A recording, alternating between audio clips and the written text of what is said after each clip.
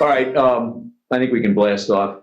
I think Carl was going to try to join us. I'm hoping he does at some point. He was going to help us look at the capital plan.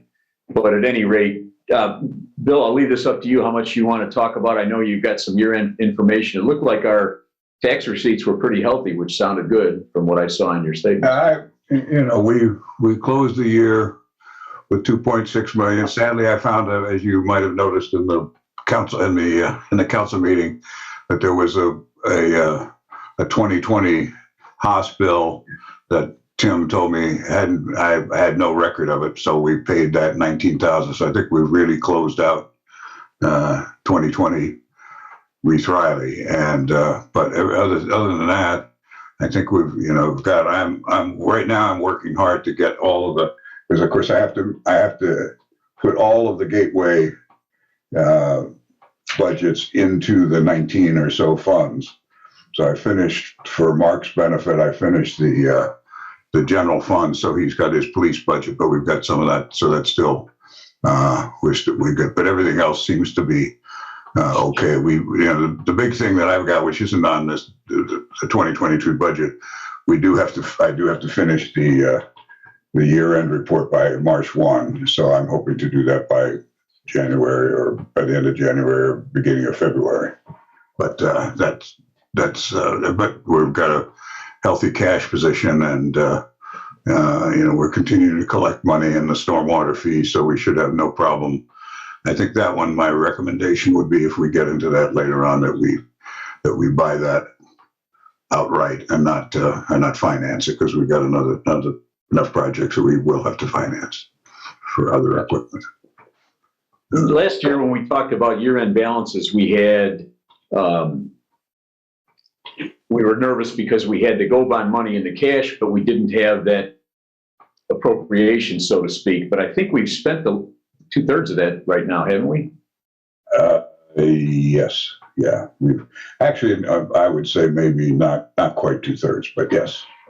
So we've got about, I don't have those numbers. I could go on the computer. I haven't got licked the fact of getting off this computer and getting on and looking at the budget numbers. But we should have about, I think we've got at least 250,000 in that in the go bond. Yeah. Still sitting there, so it's committed, so to speak. But last year we had the whole million that we were worried because that was in the cash balances, but it was committed. Whereas right now, 250 is committed out of our 2.6. Yeah, so I'm not sure we've gotten every bill from Woodruff, because I know we did have some largesse from one of our residents at stop 28, but we still may have some more input on or some more bills on the remediation. Yeah, I don't think we've seen his stop 23 invoice yet. Yeah. That was my question. I don't know. I don't think we saw 23 yet either. Yeah, and then we have some contribution for 29. We may sop up most of the rest of that $250,000 that's left. But what I guess my point is that 2.6 is a pretty realistic number, less 300 for the go. Yeah. Okay.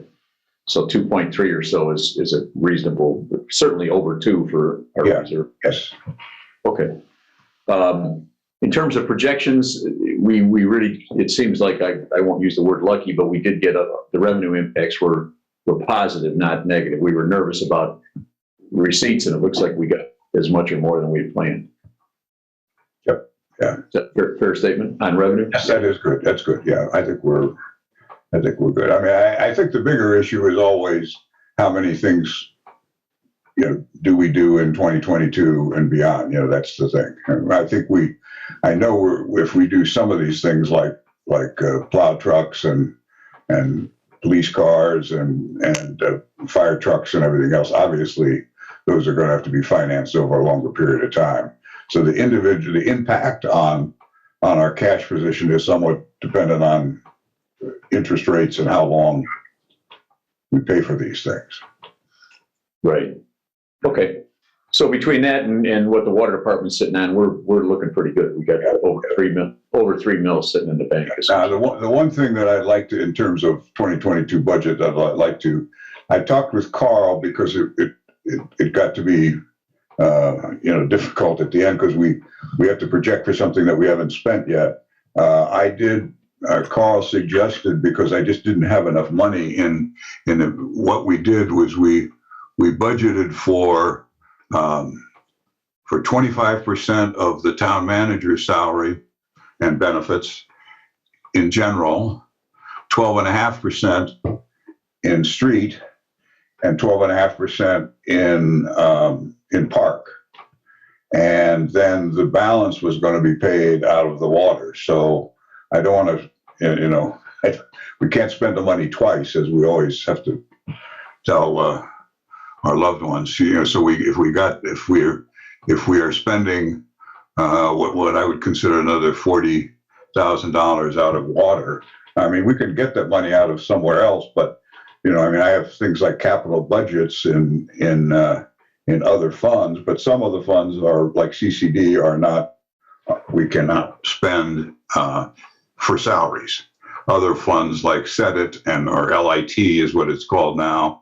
They will, and Riverboat do not have any restrictions, but obviously we'd like to save that money for paving and equipment. Carl is on the meeting now. Okay. Yeah, Yes. Carl's here. Good morning, everyone. I'm here. Morning, Carl. Hi, morning, Carl. We're running through hopefully you can, I've got the agenda up on screen share. Hopefully everybody can see it. We pretty much blew through the first 4 items on number 1, or Roman numeral 1. As far as year-end review, I don't know if we really want to do that at this point, or do you want to have a little more time to crunch numbers and take a look at it in February? I'll send it out. I meant to send it last night. Trista just had it finished up right at the end of the day, and I oversight on my part to send it out to everyone this morning or last night. So maybe we could look at that in February, John, since you're already on a roll here. Yeah, I think that's reasonable. We actually got from Bill the cash position for the end of the year, and it looks pretty good. We were just discussing that he shows 2.6, 300 of that is go bond commitments. So we've got, well over 2 in the general, or, the town funds in cash. And we've also got another $1 in the water cash. So we're really, or over $1 million. So I think we've got about $3 million sitting there. And yeah, I think you're looking pretty good overall from just the initial glance that I am seeing what the balances were. Good. Let me add to Trista and Carl's credit. I did not get all of the minor funds. She had the major funds, which have most of the money in it. The ones that you see, that we send, but I don't send some of the other funds like the cigarette fund and LRNS and local road and street and things like that in there. So she didn't get that until about 3 o'clock or 2:30 yesterday. So I'd rather push it off to February also.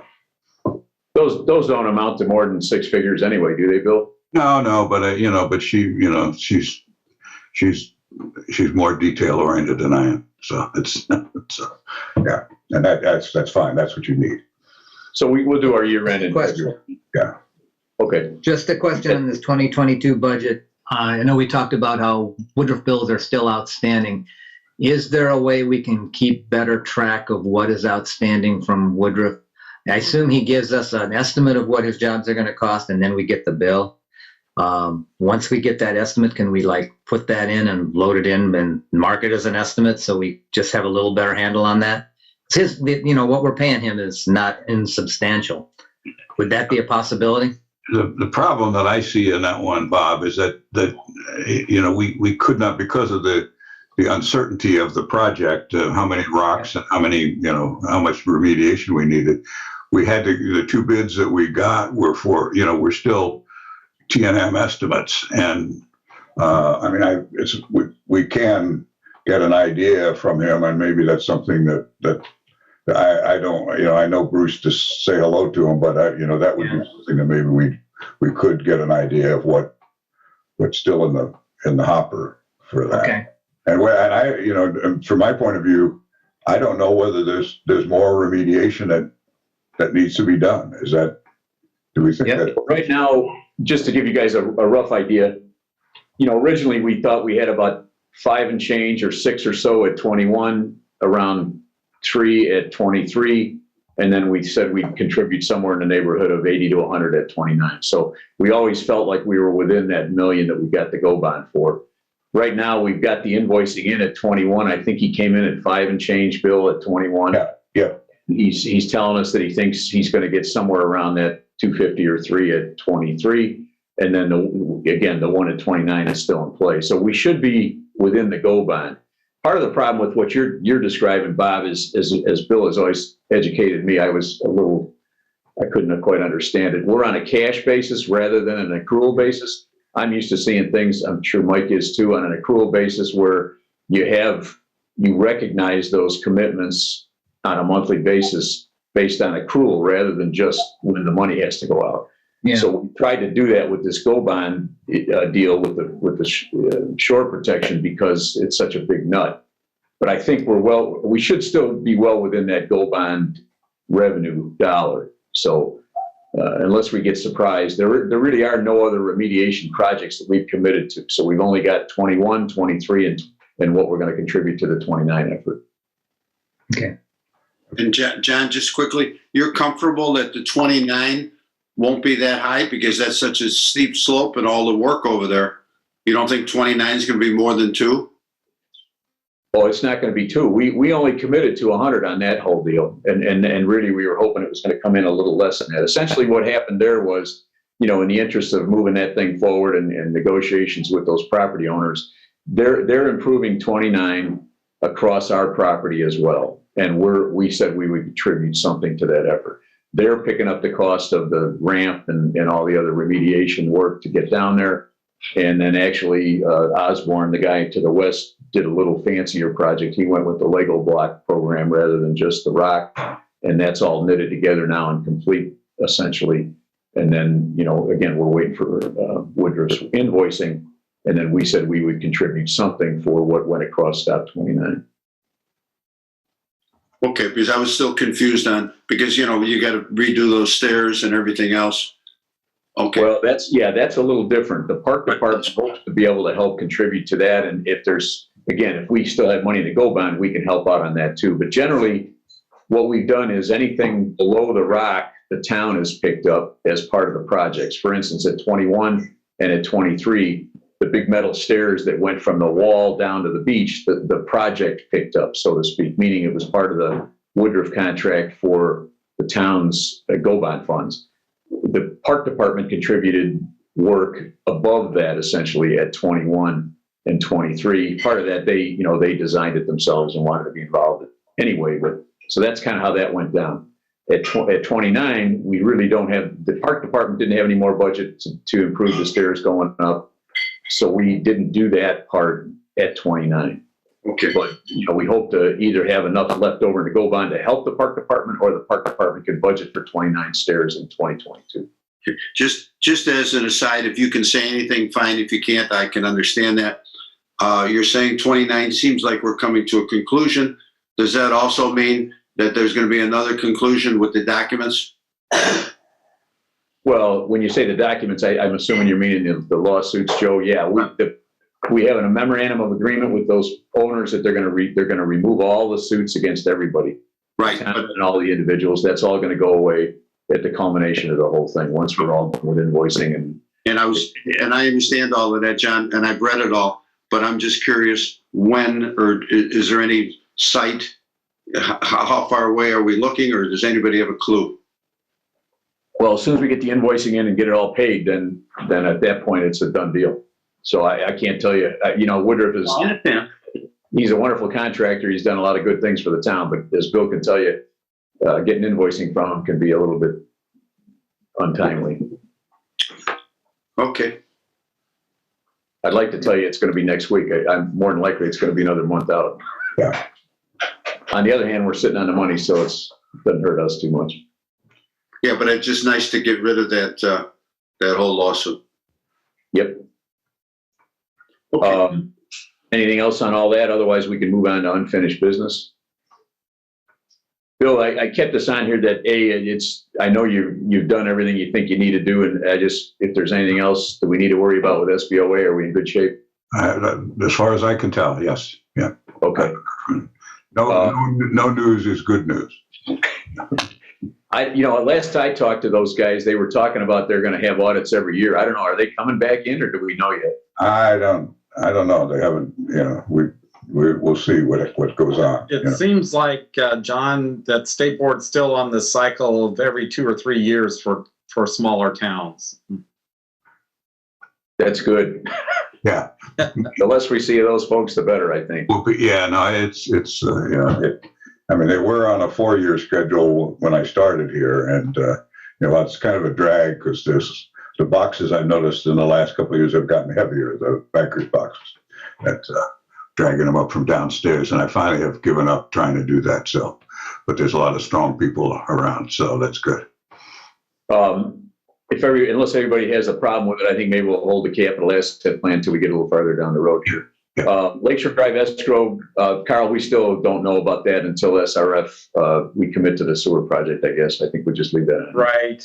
I'm thinking we shouldn't need to, but just, the town will be on the hook for any shortfalls of customer payments. So, those, which is probably, better than having to put up a whole bunch of money up front.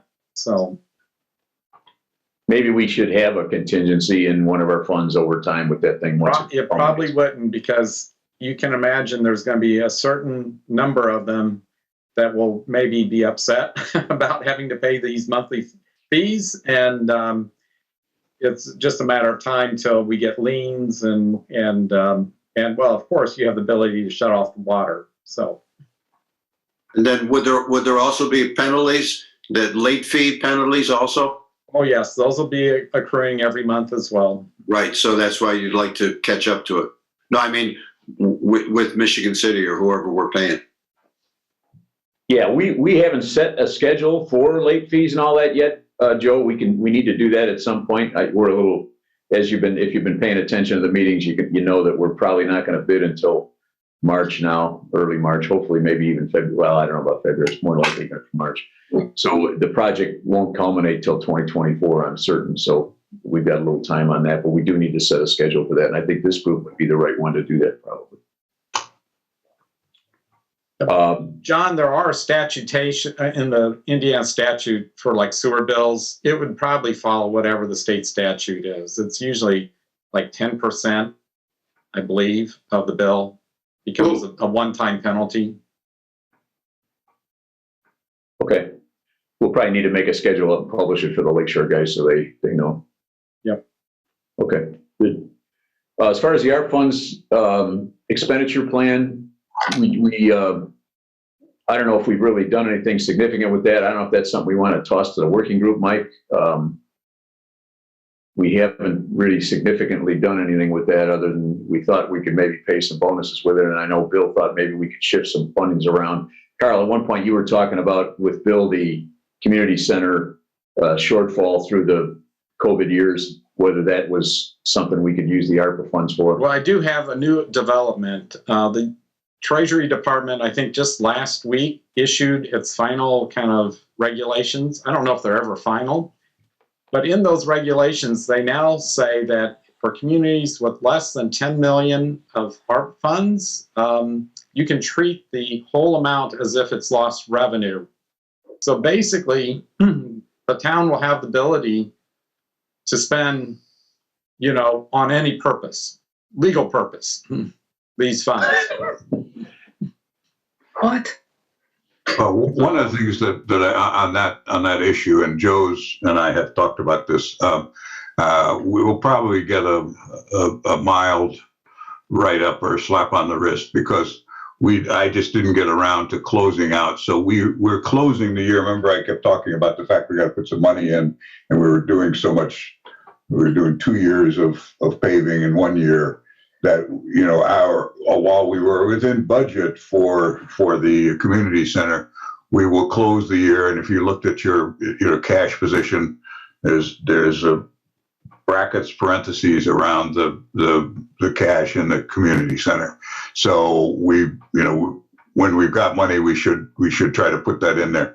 So based on what Carl said, I was thinking that sometime in 2022 we have to move some money in And that would be because we moved money in at the beginning of my tenure, probably around 2013. And then we've, although we never tried to make it a profit center, we increased the rent significantly. And we've lost a few renters in the time since then. But we were, through 2016, 17, 18, we were actually breaking even on the significant utility costs and everything else.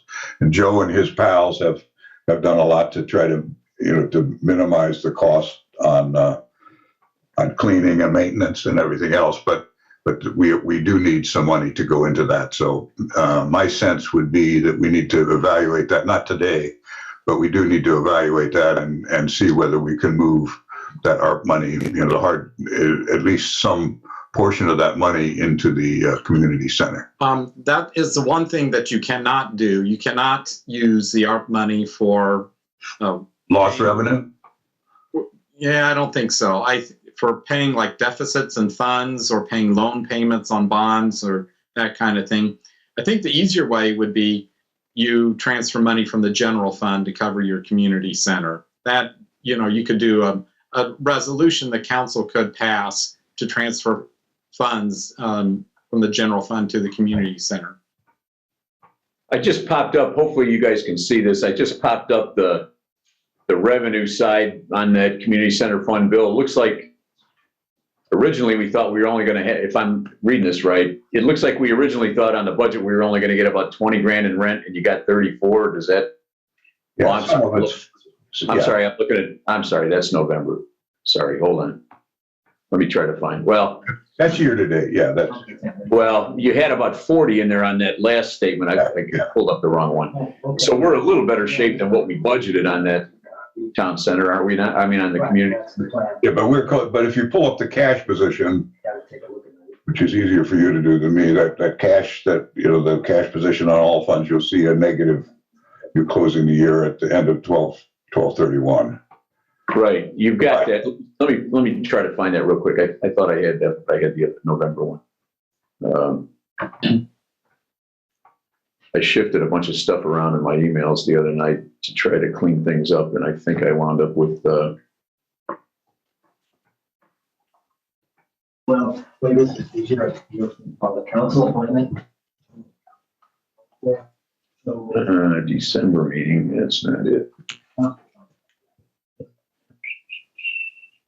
Here we go.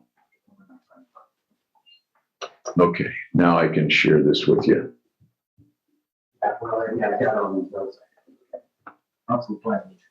Hopefully you can see this now. I'm going to scroll down to the old community center one. No, okay. I want the cash position. The cash position is negative. Oh yeah, it's definitely negative. But I guess my point was, if we look at this bill, you got tenant rent at 20 was our budget, and you got in 40. Is that correct? You think? Yeah. So we're in a little better position in terms of revenue than we thought we were going to be. Yes. Okay. And you're correct. In other words, if you look at the expenditures, we're still negative 10, but we're a little better than what we budgeted. We budgeted for considerably more in expense than what we wound up spending, from what I'm reading here. Yes. Yeah. Yeah. So we closed the year. We have a budget. I mean, we enter numbers, and when you see the annual report on Gateway, we start the year with a cash position in the community center and each of the funds. We do revenue and expense, and then so last year we closed the year positive. I think it was like $72 or something like that. So so we add minus $10,000, and we obviously are minus around $10,000. And so we need to, somewhere along the line, you can't wind up with a negative balance in an account. You're not supposed to have a negative balance in a fund. So gotcha. Okay. That's the reason that so it's but I guess I didn't understand what you said, Carl. I thought you said lost revenue was except one of the things you can't use any of the ARP monies for is for making bond payments or filling deficiencies in other funds. Now, there is kind of the end run around this is kind of using general fund money. It may be something that if the community center is always going to be at a loss, we should probably just on an annual basis in our budget from the general fund is provide a line item for subsidy to the community center and then just transfer those monies each year so that we don't have the situation at the end of the year we're scrambling to fund that. Yeah, no, I agree. I think, okay. Okay, that sounds reasonable. So in terms of the ARP funds in general, then, we still have until the end of 2024 to actually spend that money, is that correct? Actually to appropriate the money, and I think end of 26, once it's been appropriated, to then spend it. So we don't get a big rush to get rid of that money, but we probably sometime in the next year or so, we need to figure out what we're doing with it, right? I would agree, yes. John? Yeah. John, maybe just a recommendation on the ARP funds. In the second quarter of this year, we're going to have that septic field replacement, probably $15,000 to $25,000 range. Maybe we consider utilizing some of the ARP funds for that. I'm sure under sewer projects that would be able to be covered. Just a thought. Yeah, I think what we need to do is brainstorm what we need it for and what we want to spend it for. Again, I hate to piecemeal it out without a plan. I mean, I agree with you, Mark. I think, handling a $25,000 expenditure, whether we use those monies or somewhere else, I don't think is too monumental, but you're right. I mean, I think the thing to do probably is figure out, it's a gift. We need to kind of figure out how we want to spend it. And I'm not suggesting we do that today, but maybe the working group or however we want to handle that in the future. Well, we'll know how much that septic field is going to cost by the time we come up with a plan. So it'd be easy to include. Yep. Bill, I know I kept your departure on here. This is really not something for the budget and finance, but number one, I wanted to thank you for your service if I haven't already. And we're happy that you're going to be able to get a little relief from the pressure. And I think, we can talk about this at another time, as far as how we're handling everything. Unless somebody else wants to spend some time on this morning.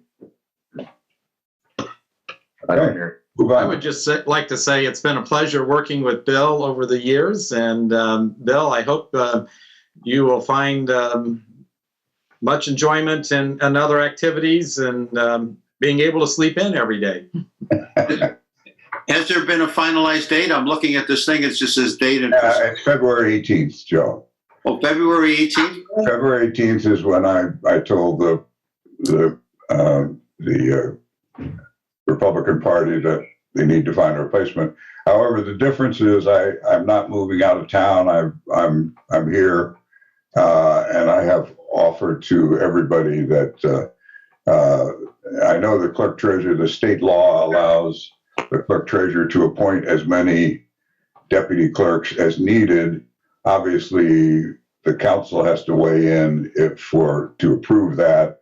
But if the deputy clerk, including being me, says I don't want any money, the approval might get easier. And so if I'm needed to come in to do anything, to show people how to work the system, to do anything, that has been part of my plan. So my volunteer job will not be at the hospital, but to help out in any way I can. Hopefully we'll hear from the Republicans pretty quick, right? Yeah. Hopefully we'll hear from them pretty quick, right, Bill? I will call them this morning. I know the Republican chairman, I think, got zapped, and his wife with COVID over the holidays. So it'd be nice to get whoever's coming in place pretty quick. Yeah. Okay. Salary ordinance and payroll raises. I know Mary Lou is working on getting us those cost impacts. Salary, I think we're in good shape. We already authorized that 3% bump for everybody. We've only got 4 positions that we're still playing with. I think we know the cost impacts on the ones that we approved, and then we still are negotiating the ones for the 4 individuals. I don't think we need to belabor that this morning unless somebody has something they want to talk about. And John, Bill and Mary Lou had some questions for me about the taxes, implications of the PTO. Can you maybe explain to Bill exactly what it is you were concerned about with those taxes on the PTO changes? I just want to be sure they know exactly what we want. I'm sorry, but look, may I interject? I was telling Bob that I will use the figure of, that the tax implications, basically, I mean, there are benefit changes that we can talk about, but things like percentages don't add in for things like health and health insurance and things like that, and vacation time. So my sense was, I was telling Bob that I would take 6.2, 1.45, and 11.2, which is respectively Social Security, Medicare, and PERF, and that's 18.85%. And so whatever salary impact, if I multiply, or cost impact, if I multiply that by 1.2, that should get the direct out-of-pocket cost. So you don't need to explain that to me unless you have a dispute with that. Yeah, that was the point. I mean, we were knocking numbers around based on base pay, and it really needs to be analyzed based on the overall cost. So that was good. Okay. The only thing, Bill, I was just, with the numbers, I would think you just move it up to 20 and just, so then you got a little fluff, but whatever you want. By 1.2. Yeah, instead of 18, whatever. Yeah, 18.85 seems to be 20. Yeah, I agree. You move it up to 20. So what the council decided to do at the last meeting was to have an additional meeting to specifically discuss those 4 individuals and pay raises with that, and the PTO policy in its final version. And I think that's what Mary Lou's on about doing for the next couple of weeks until we get that meeting together. Yeah. Can I, not to dwell on it, but can I ask you a quick question? I listened to the meeting and everything, and you guys going round and round.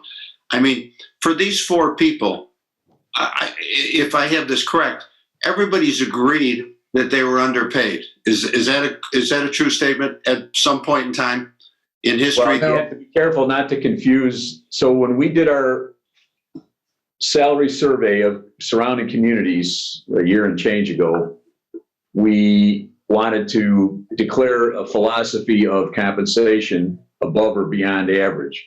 So we looked at where we were with each individual employee and decided we had, at that time, I think 4 or 5 what we called outliers. Those were individuals that were significantly underpaid based on what the salary survey said. The 4 individuals that were, so we made some adjustments that year in 2020, and we made some adjustments in 2021. I'm sorry, we made the adjustments in 2021 based on the information we gathered in 2020. And we also adjusted their 2022 numbers, the outliers, the original outliers, in the salary ordinance that we passed. That was based on the overall 3% raise scheme. And additionally, we jumped the outliers up. The 4 individuals that we're talking about now, Joe, we pulled out because the HR committee came to the council pretty late in the game, late fall this year, 2021, I should say, with a new proposal that was far and away above the 3% compact that we all agreed to early in 2021. So that's new information. We wanted to try to take another look at that. Some of us were concerned about the magnitude of some of those raises. One individual was proposed at 18% raise, which we thought was a little more significant, at least I did. So right now we've decided to have another meeting to analyze the PTO policy in general, which includes some cost implications, and also the 4 individuals that are the street and water superintendent and laborers. So that's where we're at right now. Those, not to be confused with the 4 outliers that we've corrected entirely to date. Okay, okay, that's good. Thank you. Because what you're saying then, if I interpret correctly, that the outliers are brought up to speed, and these are other issues. And I know one of the water guys, he got some qualifications, et cetera, et cetera. That's a different story than an outlier. Yeah, correct. Thank you. That makes it clear. Unless somebody has anything else on those couple F and G there, I think we'll leave those for the next meeting that the council has, and then we can help them with impacts. Hopefully, again, we'll have some cost numbers that we can compare and also run through that PTO policy on that next meeting that we have together. In terms of the town manager, I think the Budget and Finance, if they don't know already, we've interviewed a new individual, well, actually 2 individuals last week, and we're in the throes of analyzing that. And I think, Bob, you can help me out on this. I think we're going to progress with another meeting, potentially executive session, to bounce this around and maybe you could speak to that. Yeah, I think, we're going to bring in one of the candidates who's from out of town for us to take a look at him and for him to take a look at us. Then I think we're going to have a special meeting of actually an executive. I think we can have an executive meeting of the town council to discuss that and hopefully come to some decision as to which way we want to go there.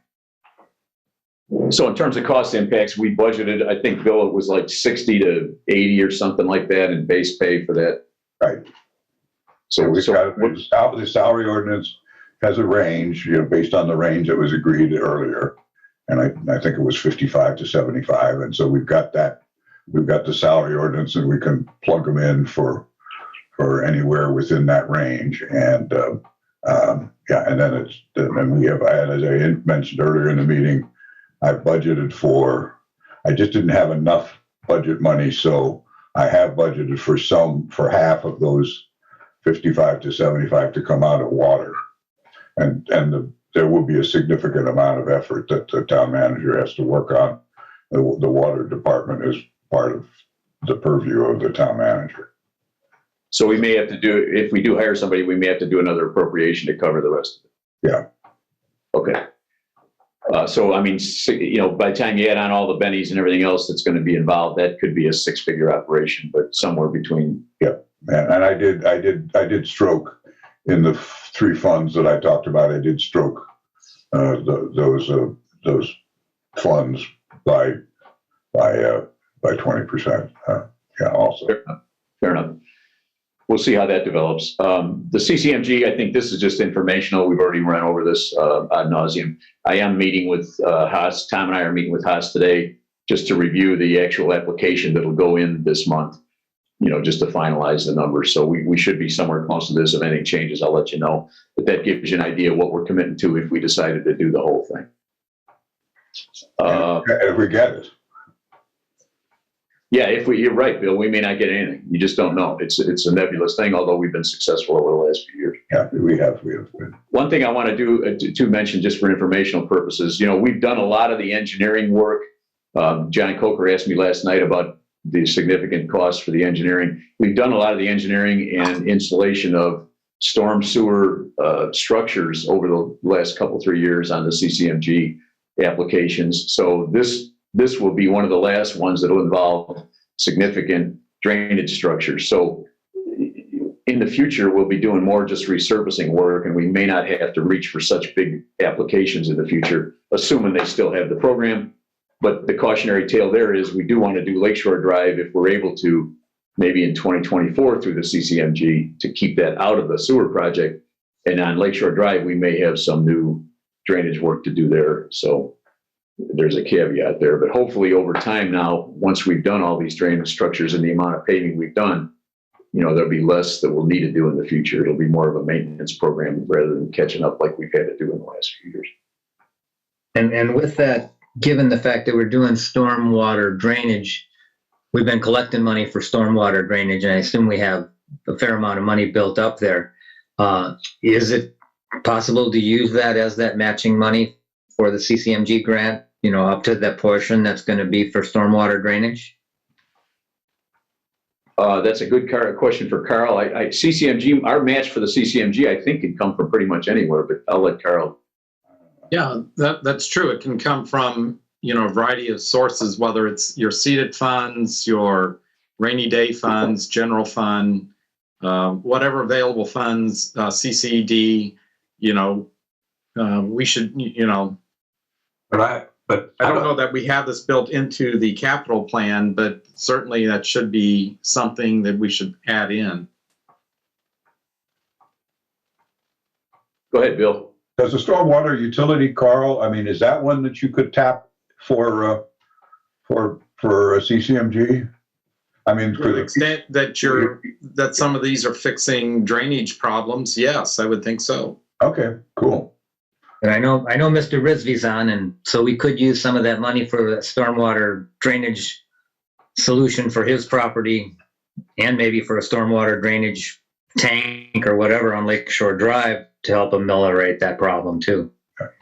Well, I can speak to that. So what we've done with Mr. Risby's property is we've made an original proposal for replacing the line that exists from Lakeshore Drive down to the beach. And there were some objections by Mr. Risby and probably the adjacent property owner now. That used to be Gallagher's home, no longer is. But Mr. Risby thought that he didn't really want to take all the trees down that would be necessary to do the replacement of the line. So now what we're anticipating is taking that. Stop 17 is a big drainage basin. It encompasses a huge area behind Lakeshore Drive, south of Lakeshore Drive, in addition to the hills east and west. We'll probably have to either take all that stormwater, because we don't want to put another public line through private property. We're going to have to take that water either to 16 or 18. So when we do that, that's a significant project. Haas has already looked at it. We have not authorized them to do the engineering on it, but we do need to do that. We've talked about it with them at length. We need to release them to do that. There are some engineering costs involved, and I think that project will probably be, multiple six-figure project. It'll be, I'm assuming it'll be $250,000 or better, probably closer to $4 million. So if we're going to do that project, we need to have enough funding for it. Keep in mind, right now, I think we've got about 160 in that stormwater fund, Bill. Is that correct? Yes. So if we've got 160 in that fund and we want to buy that hydro excavator unit, which we committed to, essentially we wanted to do that as one of the first things with the stormwater funds, then we still need to figure out how we're going to finance Mr. Risby's project. Keeping in mind that when Lakeshore Drive sewer project goes through, we don't want to be at odds with that, and we also want to complement that. So it could be that if we can use this year's 160 to buy that $103,000 or $10,000 unit, then by the time we accumulate another $250,000 in 2022, we'd be in a position during the sewer project to do the sewer project for Mr. Risby. That's kind of where I'd like to go with it. I know that'll frustrate him because he's been waiting many, many years to get this done, but we want to do it intelligently. And now that we know we can't just run the line through his property, we want to take it to the steps. So that's the overall 30,000 view of that whole operation.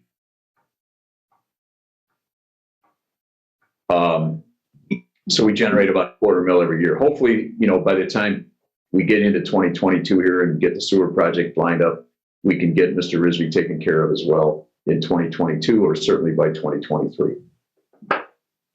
About $200,000 a year, John. And so, can I make comments, please? Sure, go ahead. I'm not in a hurry. I just don't want to put any burden on the township. As you know, I'm looking for the best interest of the township, and certainly for our property, because as you know, it can flood, and that there's a lot of water is coming from that side. All of that's the really concern.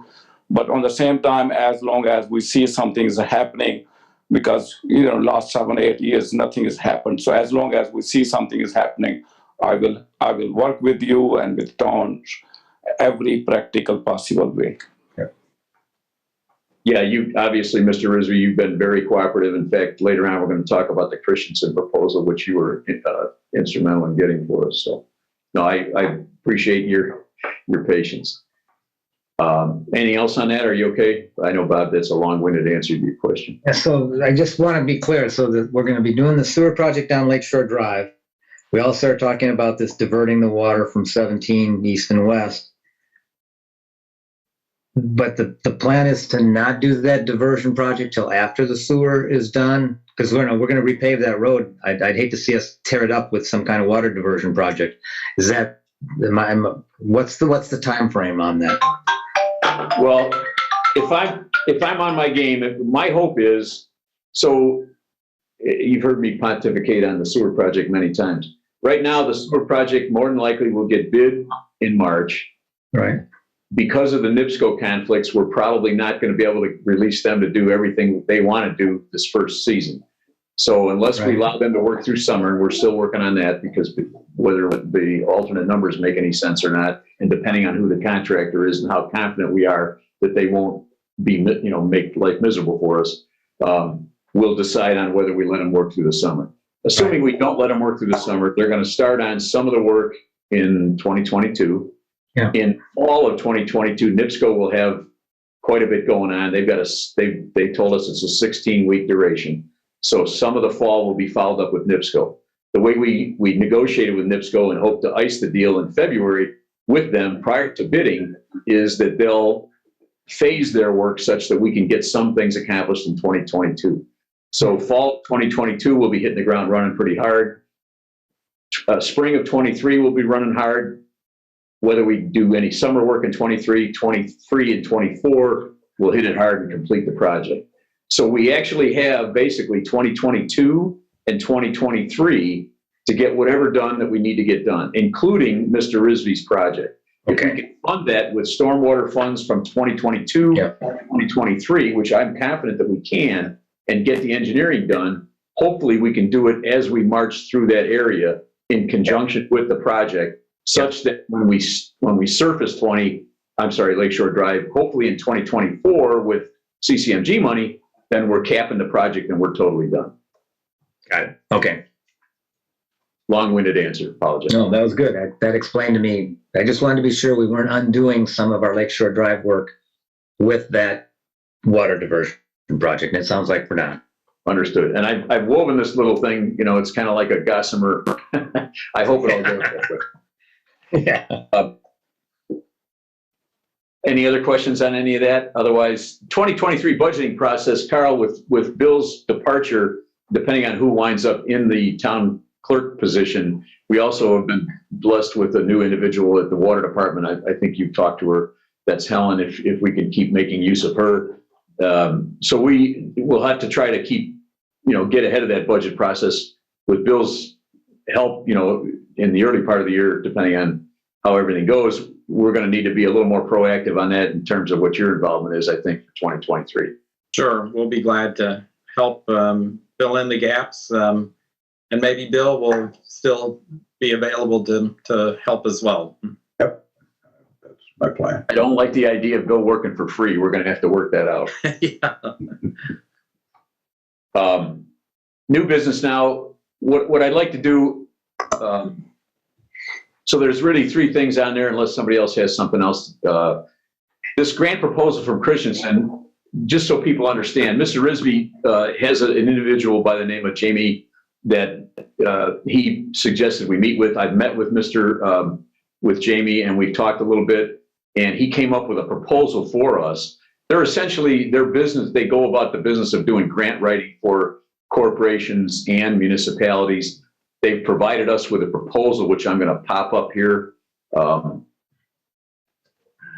See if I can figure this out here. I'm going to knock the agenda down and pull up.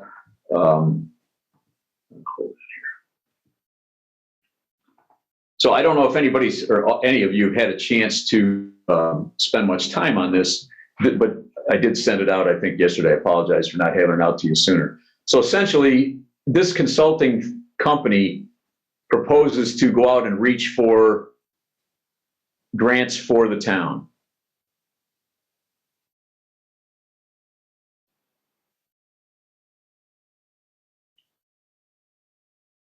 You're frozen.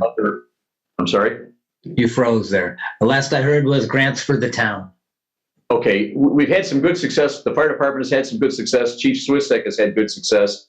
I'm hoping you're seeing this proposal. Can you see it? Yeah. Okay, so the idea is we hope to either have a town manager in place maybe that can do some of this.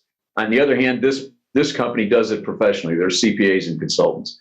One of the issues is the compensation. In the future, obviously I'm going to say Biden money, which isn't really fair, but there's quite a bit of infrastructure money that should be becoming available in the coming year or two. So I think this is worth consideration. Somebody that would do this, and that's the entire sum of what they do. It is not the cheapest thing in the world in terms of upfront. They want $4,000 upfront.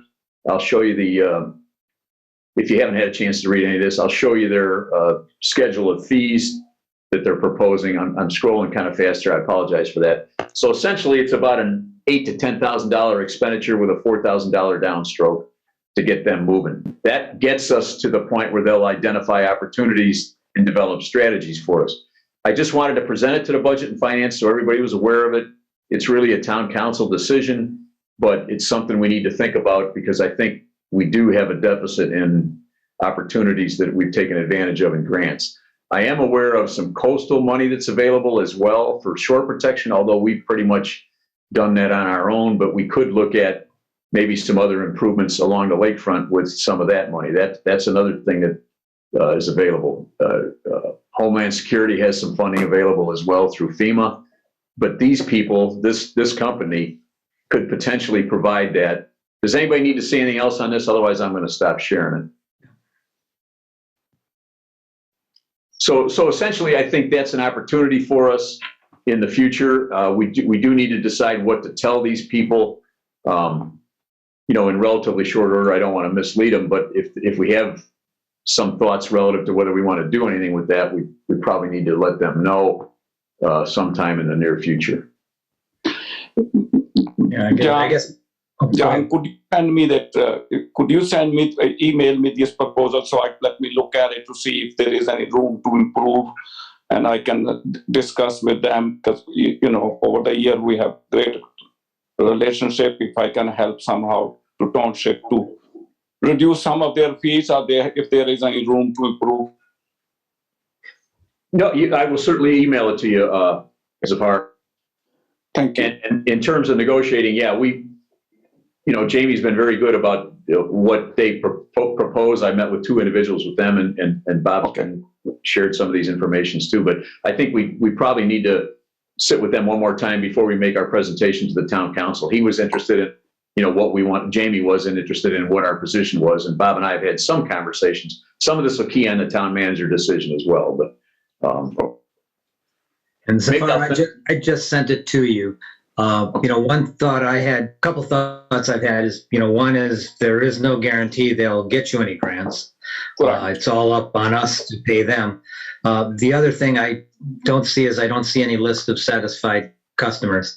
It would be good if we could call some other municipalities maybe they've worked for and see what their experience has been. I think that certainly they have done work for us, and that they really, actually 2 of our locations, they have done work, which I do not know about the municipalities, but certainly for the businesses, they have done a lot of work for several different businesses, including us. One of the locations they were able to actually both 2 locations, they were able to get almost $500,000 for each location, the grants. So that for that it cost us $20,000 each location to get that grants.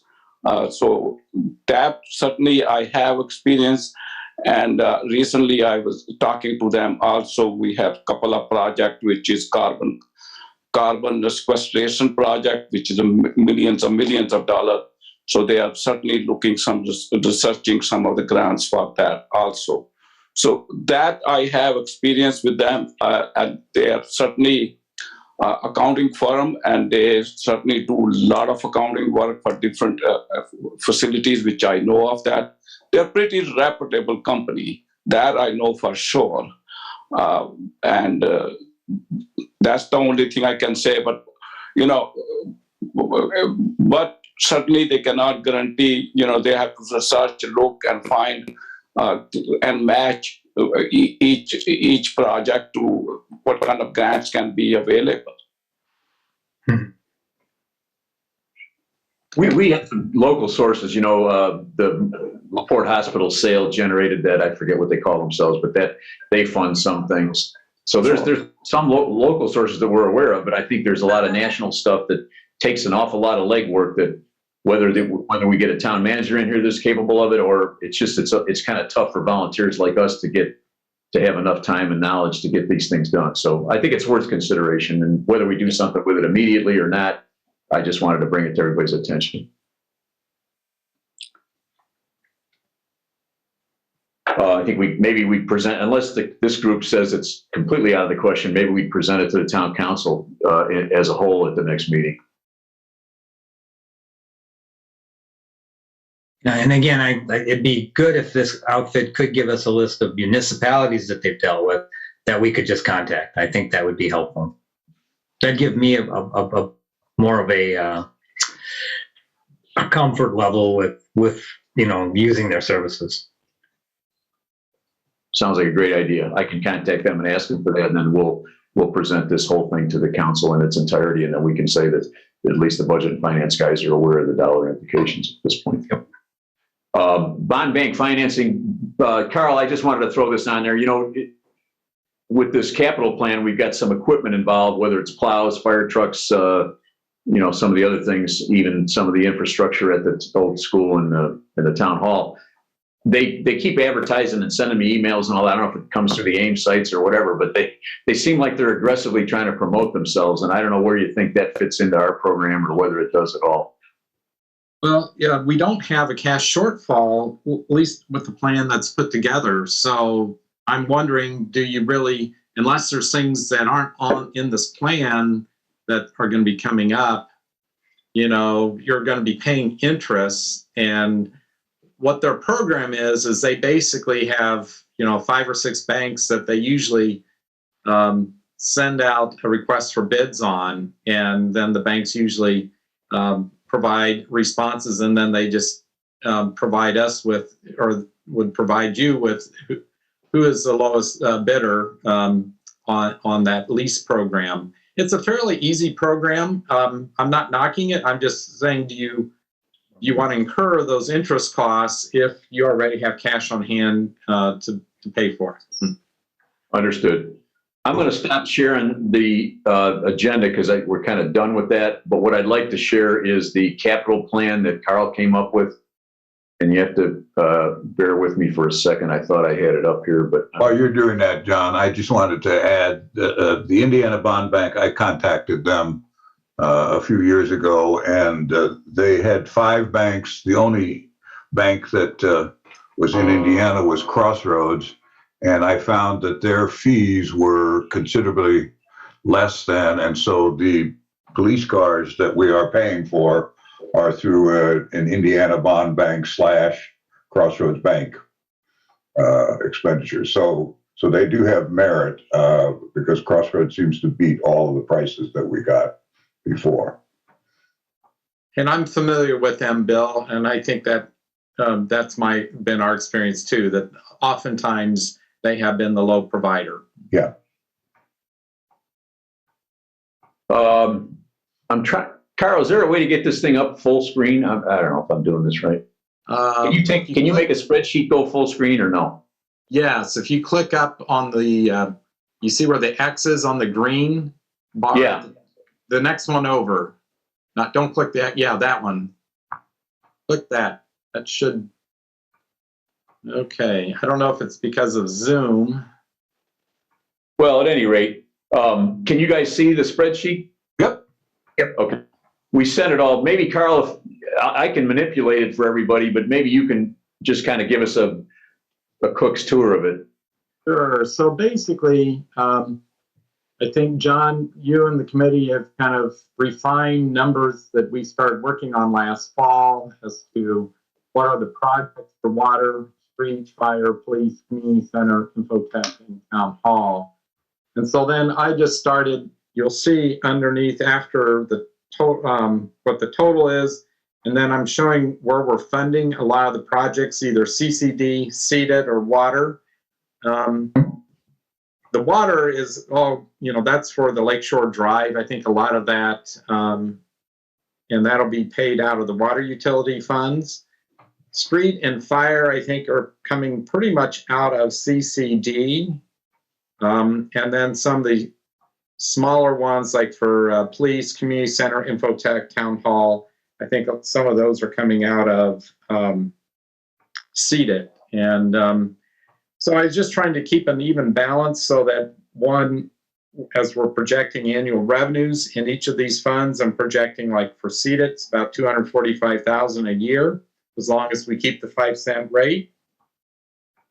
And then the expenditures, we're subtracting those out so that you're seeing what is projected ending balance. So like seeded at the end of the year, we'll take out $345,000 in 22. If you approve this plan, you would still have $24,730 left.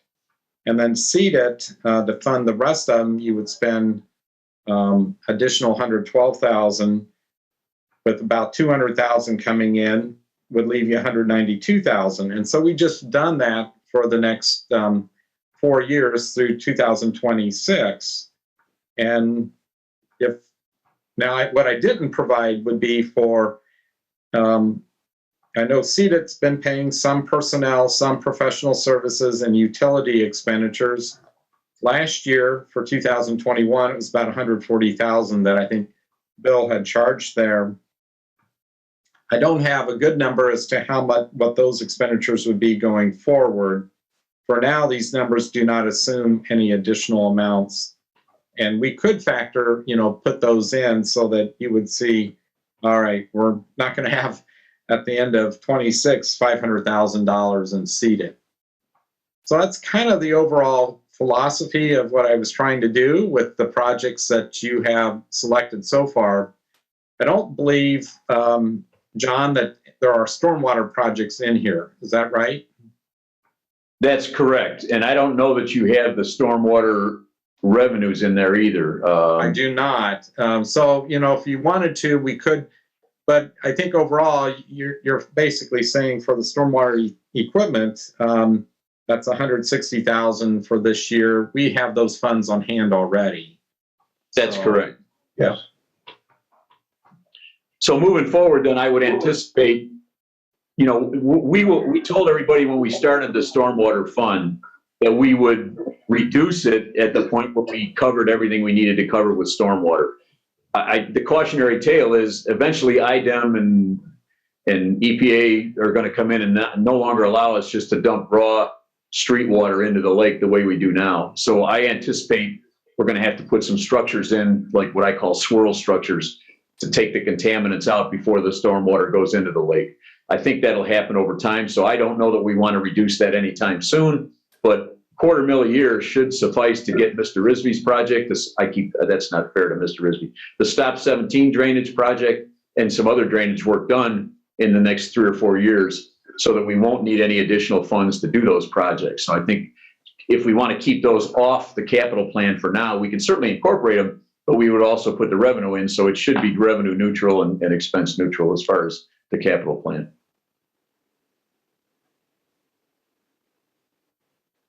So Carl, you're essentially, even after we made these upward adjustments, because Bill straightened out the fact that we had the loader commitment and the police car commitment, so we included those in these new numbers. We're still able to do this without any financing, the way you see it. Right. The only other thing that we have not factored in would be the local match of CCMG, and maybe that should, if we're going to be spending those out of CCD or seeded or rainy day, we should probably almost include the CCMG into your plan here. Yeah, I would agree. So that might knock one of these balances down to the point where we would want to do, like Bill's suggesting, financing some of these things. Right. So if you're looking at 306,000 this year for CCMG, that would take seeded and CCD down to almost zero. Not quite, but it would take a good chunk out of it. So you could take any piece of equipment. Now, the stormwater, you have funds on hand to do that, so I'm not sure you would necessarily need to do the stormwater, but if there's some items for the police it could be the police, street, fire, or police equipment, you could finance those through the Indiana Bond Bank, through a lease. But then just keep in mind, you'll need, if it's a 5-year or 7-year lease, you'll need to factor the payments into this plan as well. Is that the right way to do that? I know the GO bonds, GO bonds are extra budget in terms of revenue, right? They wind up in... Right. So that's the flip side to doing this Indiana Bond Bank equipment financing. You would have to fund it through existing revenues. It just spreads it out over time instead of paying up front for the whole piece of equipment. You'd get to, say, pay it over 5 to 7 years. Gotcha. So there are a couple of funding sources outside of what we suggest on this, but the way we see this, potentially we could afford what we've suggested as our capital plan in its entirety without financing.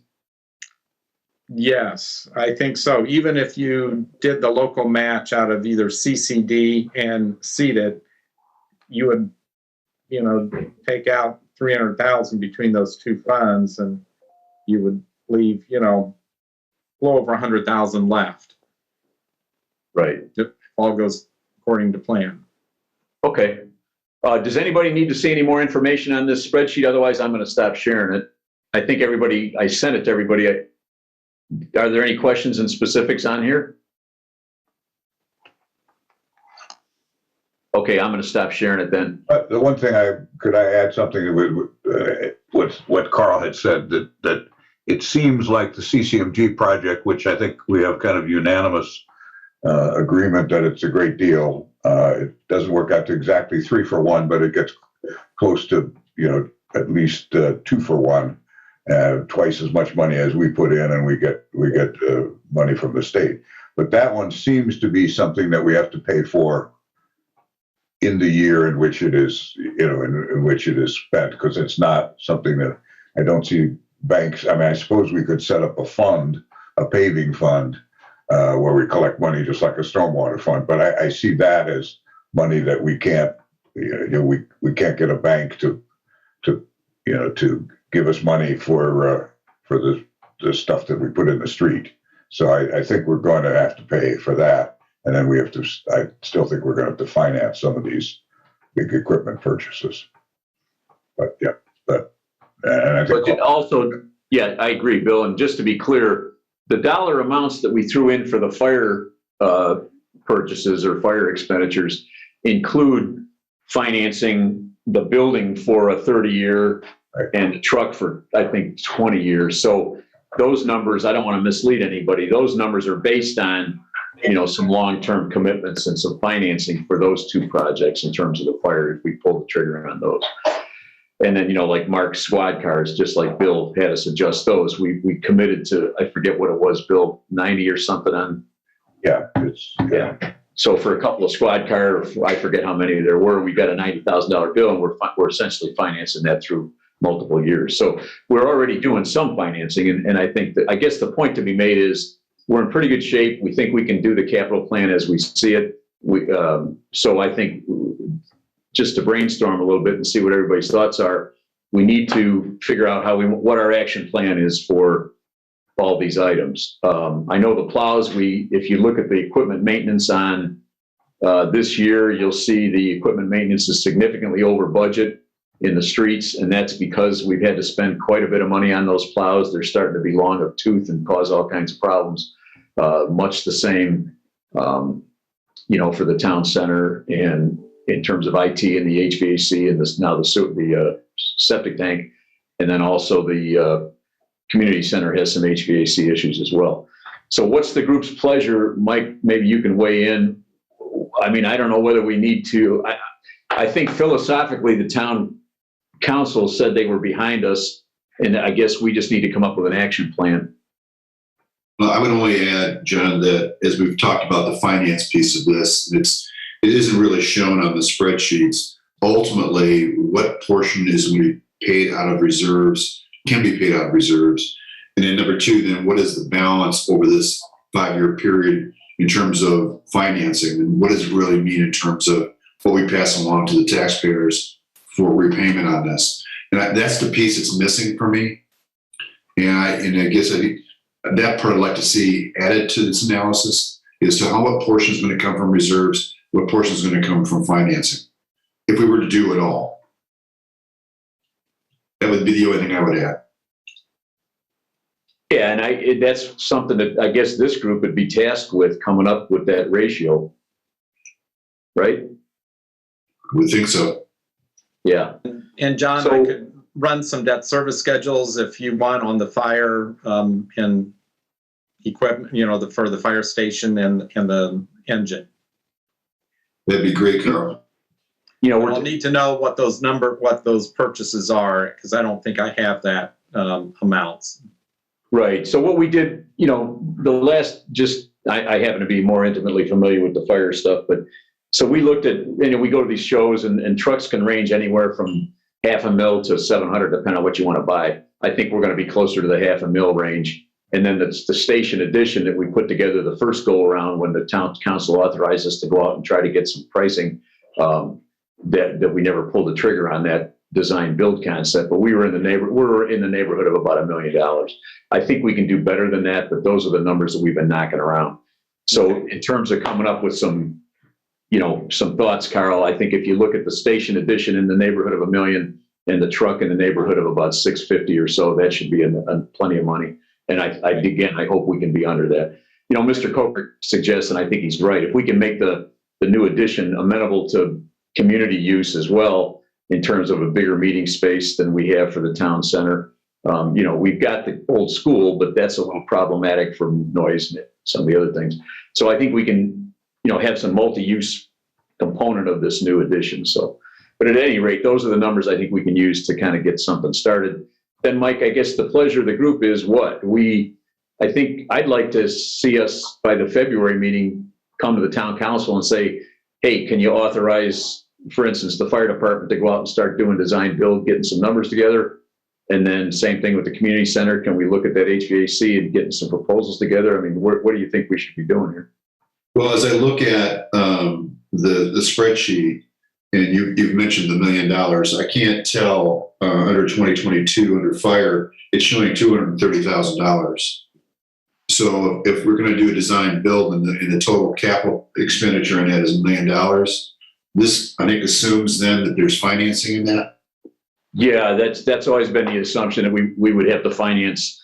So, for instance, the truck, we 3 or 4 years ago, we talked to Horizon Bank and they were more than happy to finance it at a real cheap rate. The truck itself, the bond bank's available, as Carl says, and certainly there's probably other ways to do it. But yeah, so, and then again, we did an amortization schedule to come up with about 150 a year commitment to finance both of those.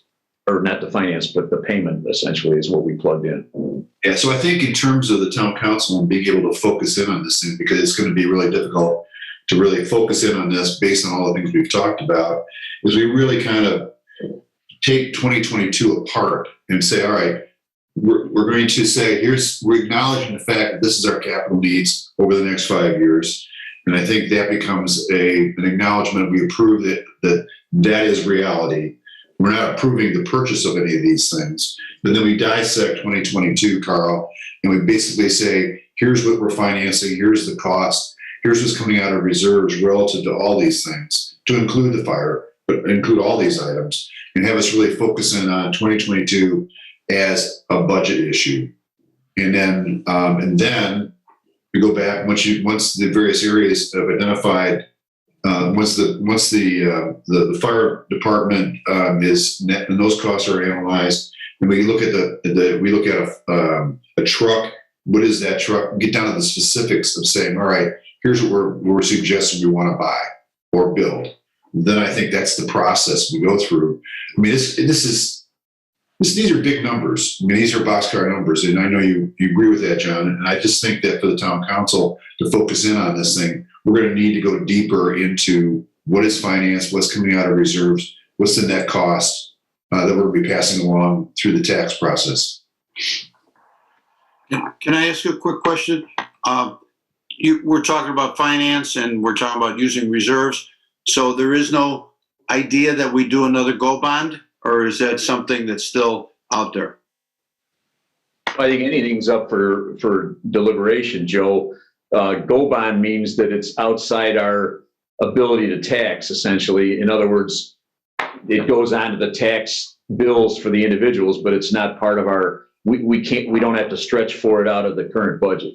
So that's one beauty of the GO bond. On the other hand, it's a commitment. It's something that the taxpayers have to finance. Right. So that's the difference between a GO bond and using our regular reserves or going out and financing. And I understand that completely, John, and that's why I asked the question: are we looking for to put it on the taxes again, or is that something we don't want to do? I think that's a decision we have to make. And to Mike's point, I think as we look at trying to do this capital plan, we have to decide what portion of it we can finance with reserves which are significant. We have plenty of money. We can finance a good portion of this. I shouldn't say finance. We can pay for a good portion of this with our reserves. And then whether we finance all, part, half, whatever, that's a decision we have to make. And I think that's what has to be articulated to the town council ultimately, how we present that.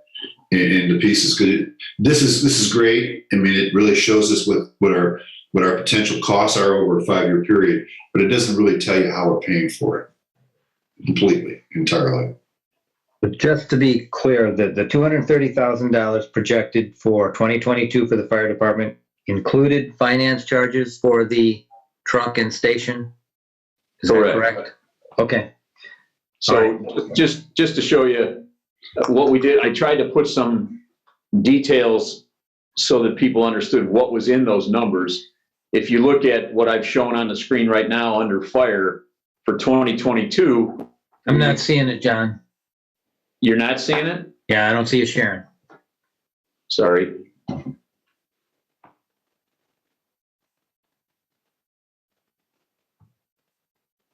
Is it up now? There it is. Yep. Okay. If you look at street, for instance, in 2022, we're talking about a mower utility trailer and a new truck for Tom. That's an F-250. 2023, it's an F-550. That's a smaller plow truck. Right. If you look at the fire in 2022, that's assuming you actually got the station started, which is probably unlikely. But at any rate, if you were paying for the station and the truck and a rescue vehicle, you'd be looking at that $230,000. I don't anticipate needing to spend $230 this year, but I would like to have the ability to say to 2 design build firms or 3 design build firms, yes, that we're committed to this. You're not wasting your time. And then the town would have to commit to some dollars to get that process started, with the idea that we were going to commit to that station addition. The truck is one of these things. The fire truck is a year-long process. If you ordered it today, you wouldn't pay for it until a year later. So those $230,000 for the fire department, like Mike says, that's not an expenditure necessarily for 2022, but we need to figure out how much we're actually going to spend in 2022 if we commit to these things. So it's a little bit, I don't know how to describe it. It's kind of nebulous. But we have to step off at some point. It's different than buying a squad car. If you're going to do a capital project, let's say like the HVAC equipment at the community center, you have to get some bids, decide you want to do it, and then do it. And then that could be a multiple month process, or maybe in the case of the fire station, it's a multiple year process. So you have dollars expended in each year, but if we don't start somewhere, we've been talking about some of these things for decades. We need to kind of decide if we're doing it and then make the commitment. So in my mind, this group needs to say, yes, we're behind this. As Mike suggests, we need to, tighten up the numbers, but you can't, at some point you have to say yes to the design build guys for the fire department or the plow truck. We have to get some quotes in, and then the council will make the decision to purchase it. But you can't really step off confidently to tell these people to do these things unless you're committed to it. So would it be unreasonable for us to approve this concept and send it to town council and have Mike, John, and Carl get together to break down that $230,000 and then present it to town council at the next meeting? That would be my thought, unless Mike's got some other thoughts. No, that'd be a good strategy. Okay. Hey, John. Just to add to your conversation about a timeline, yesterday I spoke to a commercial fleet vehicle person for Ford, who deals with a lot of larger vehicles and commercial trucks, and that 30 to 50 weeks at a minimum is what they're estimating on ordering and then actually getting something to you. So the timelines that you're stating are correct with the chip shortage and everything else. You might order something today, you may not even see it until the first of next year, possibly. That's the worry with dragging our feet. I mean, you all know my bias. I love the fire department. I want to get this thing off the ground, but Tom's dealing with the same sorts of things. We spent like 20 grand on that one plow this year. We spent about $5 or $6 grand on the front end of Tom's truck. So we're excuse my French, but we're pissing away money on these old pieces of equipment every day that we don't initiate this process. So I think we need to get proactive, and I agree with what you're suggesting. And as long as Mike and Carl are able to meet in the next couple of weeks, I think that's probably the way to go, Bob. So do we need to have like some motion with this group and then we step off with our working group, or how do we want to proceed? I would make that motion. Okay, I'll second. I'm not a member of the group, so somebody that's a member of the group needs to. All right. So there's a motion, a second. Any other discussion? No. All right, we have to do roll call vote. So I'm in favor. Joe Joglin, I'm in favor. Bill Tefuniak, I'm in favor. Laurel, I'm in favor. Mark, He's not on it. oh, Mike. He's Sorry. not on it. Well, Mike and I are, We surrounded the subject. we're just the lucky All right, saps so that are there- helping you guys. Yeah. And That's gonna be Bob? rectified next month, John. You will be on the committee and I will be the observer. right, because you were going to change that after the first of the year, Bob.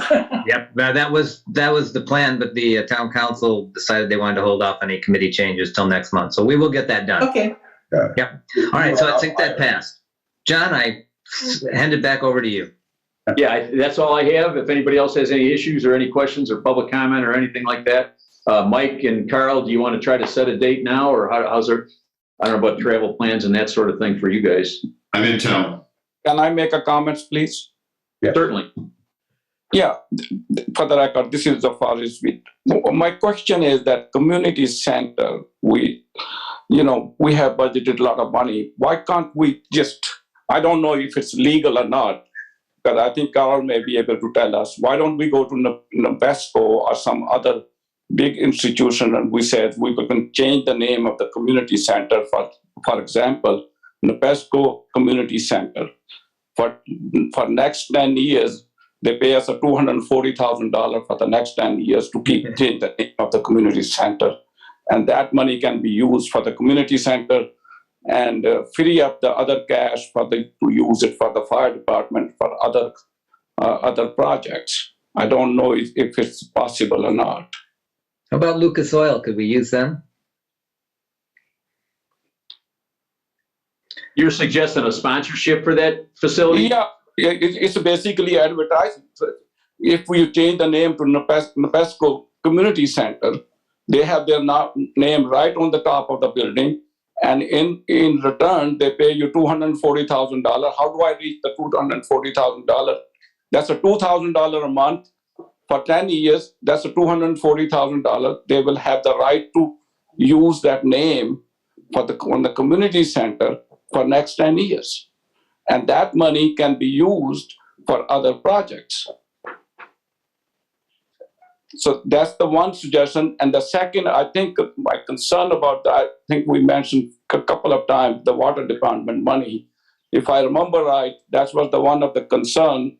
I think the previous board has it that money may be used for other projects. The money is collected from the citizens, the residents, specifically for the water department. For the water department use, if you look at the bill, it clearly states what the money is for the water department. And once we collect this money, now we have enough money. I think it will be probably we need to check it out. Maybe it's illegal, but ethically we have collected this money from the citizen to use it for the water department, and that money should be used for the water department projects, not for the other project, which really not directly related with the water department. That's the two comments I have. Thank you. Mark. My only comment on the water money is it's a sizable chunk of change. I don't know what we would need to spend $1.3 or $4 million on at the water department. So we have to decide whether there are some legal implications or not, whether that surplus needs to continue to accumulate and whether we need to do something with it. My thought is if there is a legal way to make use of it for the town somehow, we should probably, I don't know that we need to keep accumulating money to that extent. So that's just discussion for future. True, but then I think we need to stop charging the $30 a month for the citizen, if we already accumulated so much cash, why are we consistently still charging the citizen for that? Well, some of that, That's something that, maybe that's something the Water Advisory Board could look at. Laurel, maybe you could bring that to them as to whether there is a possibility of lowering water rates. Well, what we've looked at is what we discussed prior to the changes. The Lakeshore Drive, when we're going to enhance all that, Right. we are not going to spread that out among the residents like we did the first part. As soon as the first part is paid for, that portion on the water bill, and I believe that's in 27, that'll go away, and we're not going to be adding another 4. So what we're spending on the water portion on Lakeshore Drive will come out of the funds that are there in the water department. Mm-hmm. Okay. And we had, in the past, as far as like the one fee on your water bill, that's really taken care of payroll, administrative costs, expenses that we purchase, to keep the water going. The water tower is very expensive once we do the full thing on it. So that's what our intentions are, not to put another capital bond for the Lakeshore Drive project. I agree. I think that's the reason I was saying that maybe water department needs to have a budget to say what their capital projects are.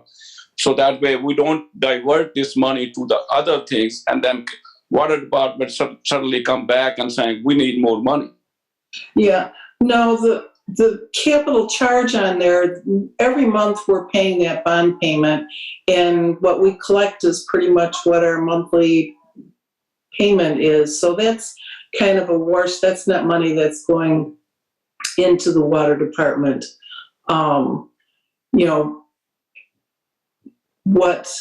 In the past, and it's been a few years since Carl came out to the water board and went through our expenses and what we need to have on reserve and cost. So we haven't increased that. It's been many years. I'm not even sure how many. So, and we don't plan on, obviously.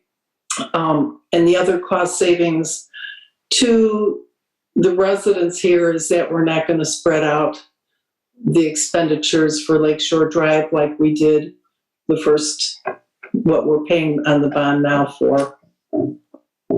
But just an idea, if you've got all the excess, why don't we just pay off the bond and that'll save all the taxpayers money because that bill won't be on the bill any longer. Well, Joe, we talked about that at one point. Yeah, Joe, we can't do that. You can't do that. When a municipal bond, the bondholders have to get the money over the term of the bond. You can't just pay it off like that. right. So if we wanted to pay it off, we'd have to pay it off at the full amount. It's not like if you pay off a bank loan that you're saving all your interest and everything over the years. We'd have to pay the full amount, so we wouldn't be, saving anything. That's good, because I suggested that last year. I think I did find out from that that's not possible. I agree. So overall, then, I know the water department submitted a budget for 2022, and I know they didn't meet in January. They'll be meeting in February. Or I'm sorry, they didn't meet in December. They're going to meet in February, right, Earl? Correct.